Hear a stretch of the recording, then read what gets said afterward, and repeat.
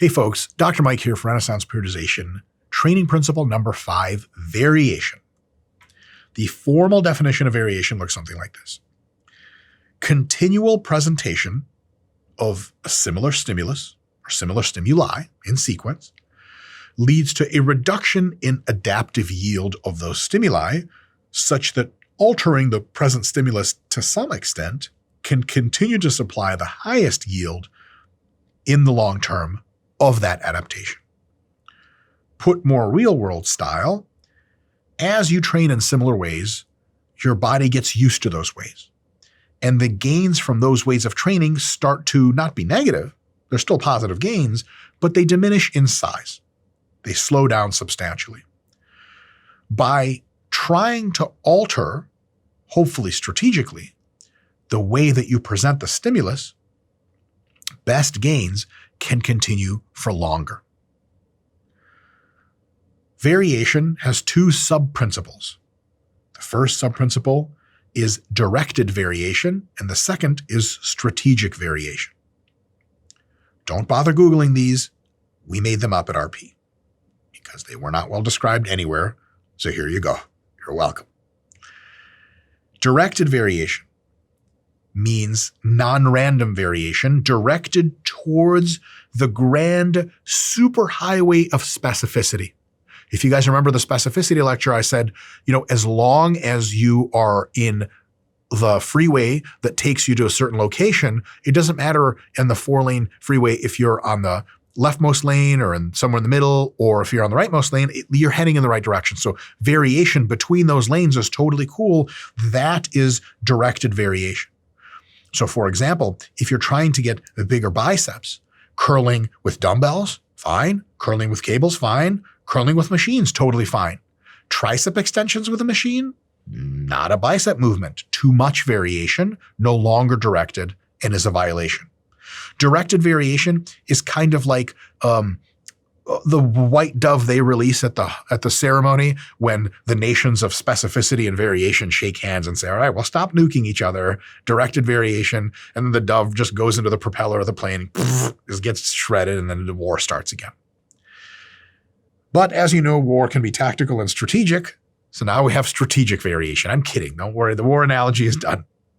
Strategic variation is technically a subset of directed variation. All strategic variation is directed variation, but not all directed variation is strategic variation. So directed variation, we got variation, directed variation, all within it, and then strategic variation, all within that. Strategic variation is described something like this. Which directed variance you use can be affected by the long-term plan. For example, if we are training a particular muscle group over the course of an entire block, 3 progressive mesocycles of training difficulty, we know that we have a bunch of different options. And some of these options have really high raw stimulus magnitudes, something like a barbell bent row for the back, versus like a machine row that doesn't hit the back quite as hard. And some of these options have lower raw stimulus magnitudes, some higher. What we can do is understand something. In our first mesocycle of the block, we're fresh. We've just deloaded or we just took an active rest.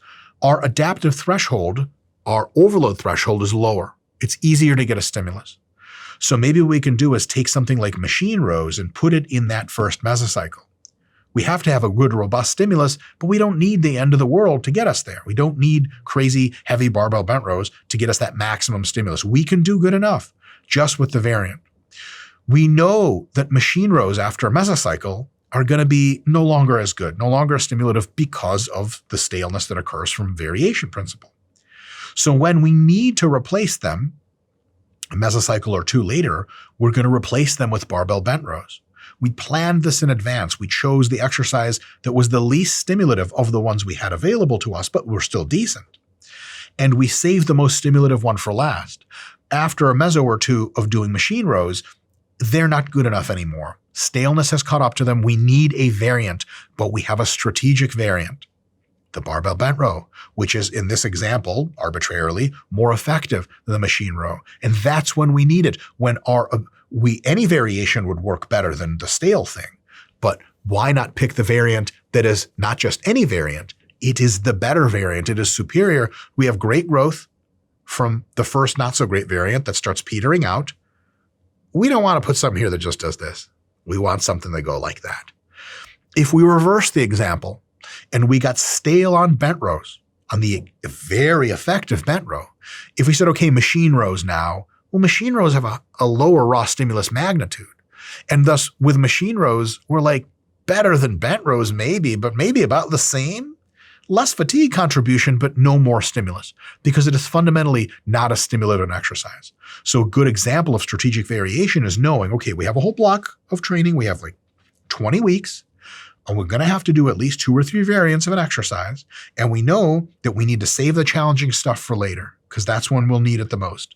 Let's start with the least challenging stuff now and then make it challenging over time. That is an example of strategic variation. You still employ variation.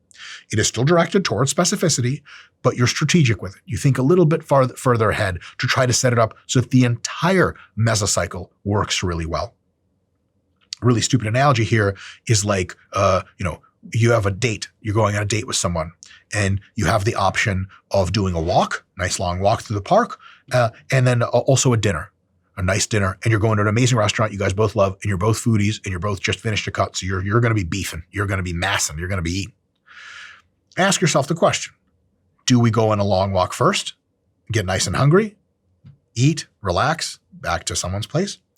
Or do we get stuffed like crazy and then look at the GPS for the walk and be like, you're really trying to walk 3 miles? Plus, it's dark. The park's maybe not as safe as it was when it was light, let's say. Just because both variations are in line with the directed adaptation of dating doesn't mean that the sequence doesn't matter. And it's not even a question of phase potentiation, which is something we'll talk about later, where like having a good walk gets you extra ready for dinner. Not really. We just know that the sequence turns out to be better overall if we structure it in a certain way than if we don't. And for that reason, maybe we'll say, you know what, let's do the walk first and then we'll eat, because that makes more sense.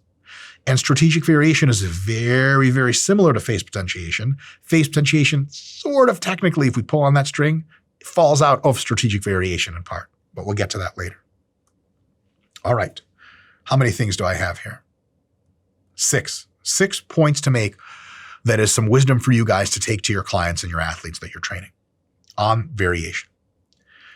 Continually re-stimulating the same systems causes the best growth and the best adaptation in the medium term, weeks, via the specificity subprinciple of directed adaptation. There is no competition between those two. Variation and directed adaptation do not compete because on the week's timeline, directed adaptation wins. But too long of the same stimulus on the month's timeline, typically, even if it's escalated in magnitude over time, as overload is still presented, not violating overload, can lead to staleness. What the hell is staleness? Staleness is a process by which, and this happens in a few different ways, the stimulus created is incrementally less and less. The fatigue imposed for the same stimulus is incrementally more and more fatigue. That disassociation of stimulus and fatigue dynamics means, by definition, or inferentially, the SFR, the stimulus to fatigue ratio of the thing that you are continuing to redo after the first 4 to 8 weeks of it have come and gone, the stimulus to fatigue ratio of it starts to decline precipitously. And that's no good. So in order to counter staleness, intelligent variation can change the stimulus when necessary in order to promote long-term best gains. Now, proper training has a method by which staleness is detected and monitored. And then directed strategic variation is deployed if and when staleness rises to some point. What is this method? The method is assessing the relative stimulus to fatigue ratio, because I said a thing earlier. It was as staleness occurs more and more, the stimulus to fatigue ratio of the thing we're doing really takes a dive off a cliff. We're going to monitor that dive. For example, if you've been doing hack squats and the SFR has been pretty goddamn good, but then it starts to decline, Maybe leg press SFR was just here the whole time. And because we're not training leg press, anytime you don't train something, typically it's stimulus to fatigue ratio because of the fact that you're backing away from the systems and they're sort of reducing their adaptation, they're resensitizing, they end up reducing staleness and their SFR goes up. So we have hack squat that started here and leg press we've used up, so it was here. These are stimulus to fatigue ratios. As we move along, our hack squat for a while might go up because we're getting better at hack squatting, finding our best foot positions, finding our strength. And then it starts to go down, and then it starts to go down a lot. This entire time, the leg press is coming up like this. At some point here, the leg press SFR is going to be theoretically and practically higher than the hack squat SFR. At that point, it's probably a good idea to take hack squat out and replace with leg press. If you think about staleness from the perspective of and the analogy of eating the same food, do I eat chicken and rice in my next meal or do I eat beef and potatoes? Which one are you least sick of? Chicken and rice I love. Meal 1, chicken and rice. Meal 2, chicken and rice. Week 3, chicken and rice. Week 3, meal 6, no chicken and rice anymore. SFR is gone. Beef and potatoes starts to look pretty good. Switch to beef and potatoes and see how long you can dope that out for. Maybe you don't approach your food like this, but you sure should approach your training, your client's training like this. Now, staleness isn't only physiological. It can be psychological as well. There could be physiologically not a damn thing wrong with your muscles, and the SFR could be incredible for a bent row or a cable row or a machine row. But you're just so fucking sick of cable rows, you don't want to see one again. And that's important to recognize in your clients, but we want to hem in some boundaries. Ideally, what we want is to take an exercise out and replace it with another one, delete and replace. If physiologically there's staleness, underperformance, poor SFRs on muscle, pump and soreness and joint tenderness and things like that, as well as psychological, like I'm just over the fucking shit. I don't want to see another cable row until the day I die. If the person just is bored, not good enough for us in most cases. That's your time as a trainer to be like, hey, you know what I'm saying? If we were here for purely fun, I wouldn't be a trainer. I'd be a clown. And I'd be making balloon animals and asking you to come into my unmarked van. That's what clowns do. There's so much more fun in the unmarked van. Come on. It's okay. You don't need your cell phone. What's the rope and handcuffs for? Oh, it's just silly clown stuff. I say that describing Scott the Video Guy's daily routine, not with children. He would never. So at some point, you have to be like, look, we're here to do the hard stuff.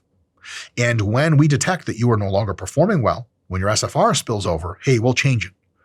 And we might even change it before then, but let's at least finish the mesocycle. Physiologically, if they're still performing at a high level in the exercise, if they're getting good pumps, good soreness, whatever, if your client doesn't like the exercise, at least finish the mesocycle in most cases. Why? Because if you change too early for psychological reasons, that violates directed adaptation. You're presenting the stimulus over, and then you just switch the stimulus. Your body's like, what? I don't even know what to respond to. That's a problem. That's going to cost them actual gains. And you only have so many good high SFR variants to choose from. I mean, there's not an infinite number of different kinds of rows. So you're going to want to make sure to get as much out of each kind of row as you can physiologically. You want the staleness to be physiological so that as soon as you're done cable rowing, you can honestly tell yourself and your client, we are done with cable rows for a long time. We got everything we could out of that exercise. And because we took so long, all of the other kinds of rowing that we did, they have built up quite a bit of sensitivity to hypertrophy. Because remember, we used them before and they got really stale. Now they're really sensitized again. We can take the next one or next two and incorporate our plan for as long as possible that still doesn't lead to physiological staleness. So use variants for as long as they work, not much shorter, not much longer. There's no need to perseverate on one exercise, even though it sucks now and its SFR is terrible. You say, hey, like, how are squats feel? Like, shit. How long have you been squatting? 6 months. Do you want to switch to hack squats or leg press? Like, no, man, you got to squat. That's nonsense. But just the same way, what'd you do last time? Squat. What are you doing this time? Hack squat. Why? I don't know. I'm bored. Not good enough. Not good enough for best results for your clients. And you have to inform them of this. Now, so far we've just given examples of variation on the mesocycle scale. Every mesocycle you switch out exercises. But without switching out exercises, there are ways to enhance variation productively even within a microcycle. For example, in a given week of training, for the same muscle groups, yes, you should have different exercises on different days. If you squat on Monday and Wednesday you also train legs, maybe you squat on Monday and you do leg press on Wednesday. It doesn't have to be squat, and sometimes it's better that it's not the same exercise, especially for more advanced individuals. You can have different exercise orders. You train legs first on Monday, you train legs last on Wednesday. That helps increase variation, especially psychological, but also physiological. You can also and should probably have slightly different rep ranges. For beginners, not really. It's all sets of 5 to 10. For intermediates and advanced, some muscle groups early in the week, you train with sets of 5 to 15 reps. Later in the week, you train the same muscle groups in a different order with different exercises and also for different rep ranges. Now, 15 to 30 reps.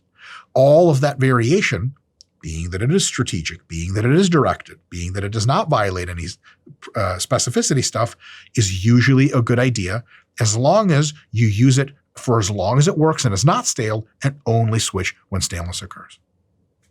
That's all I got for this time, folks. See you next time.